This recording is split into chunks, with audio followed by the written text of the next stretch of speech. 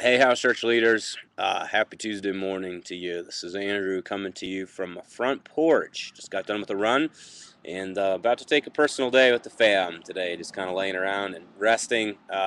Keep us in your prayers.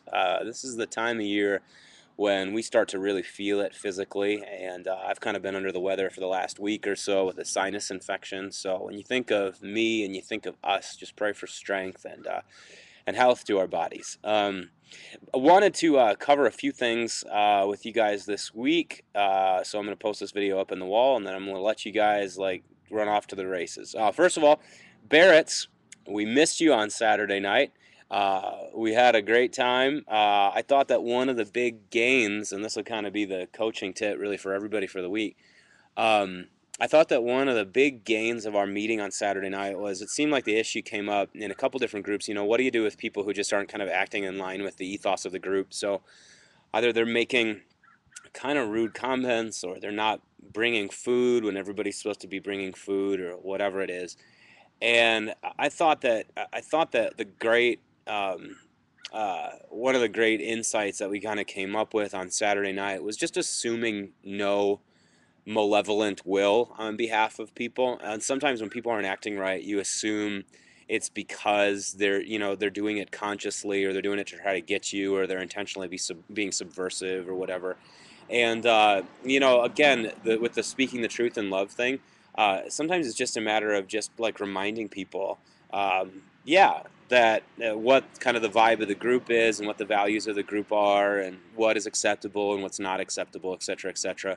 So if you've got a couple group members who are consistently making, just treating people's stories too lightheartedly, or treating other people with contempt, it's worthwhile just to start a group gathering and say, hey guys, one of the things that I've noticed is that sometimes we're not sensitive enough to some of the things that other people are sharing. And we don't, I just don't feel like we take them seriously enough. So, be careful with some of the comments that you make, because we really want to try to establish a group vibe here that's healthy and wholesome and encourages people to open up, stuff like that.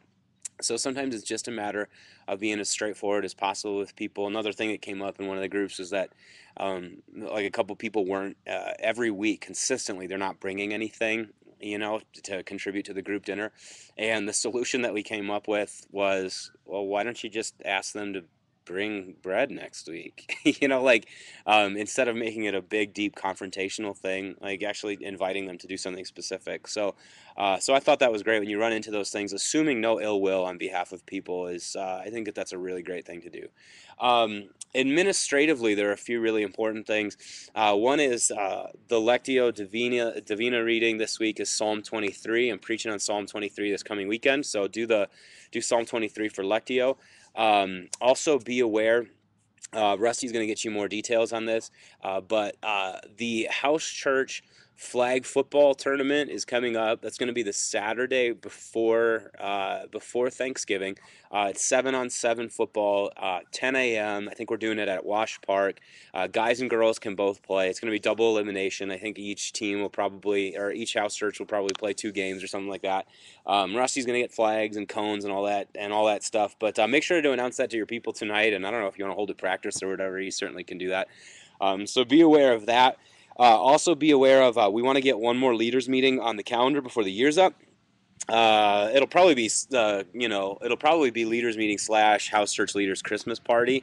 I'm thinking that we want to do it Saturday, December 10th. So tentatively Saturday, December 10th. Let me know if that works for you. If it doesn't work for too many of you, then obviously we'll reschedule to another night.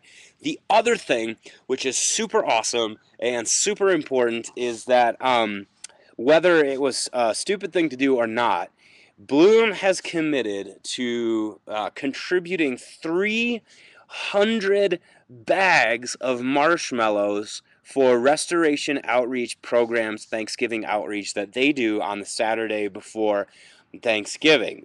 They needed a whole bunch of different food items from different churches, and we were like, oh yeah, we can bring you 300 bags of marshmallows, no problem. And then Rusty made the announcement last weekend again.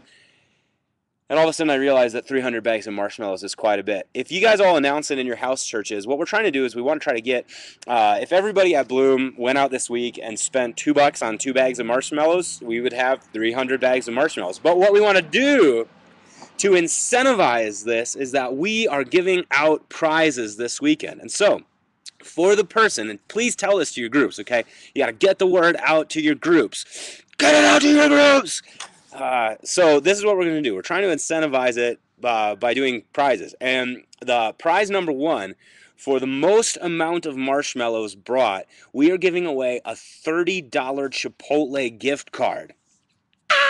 Which means that, I mean, thinking people in your groups are going to go, gosh, it's almost like the Groupon, like I can spend $20 on marshmallows and get a $30 gift card. That's like a win for me, and so we just thought we'd incentivize it in that way and see what happens. It'd be funny if somebody showed up at Bloom this weekend with 40 bags of marshmallows, because then, they're only spending $10 to get a $30 gift card ultimately for Chipotle, and they get to be the big cheese. So $30 gift card for the most amount of marshmallows, and then $10 gift card for iTunes for the second most amount of marshmallows. So we're hoping that we can pack the house out with marshmallows this weekend. So that's that. We are going to have more information coming up for you guys pretty soon about the big Thanksgiving dinner that we're putting on after Bloom on the Sunday night before Thanksgiving.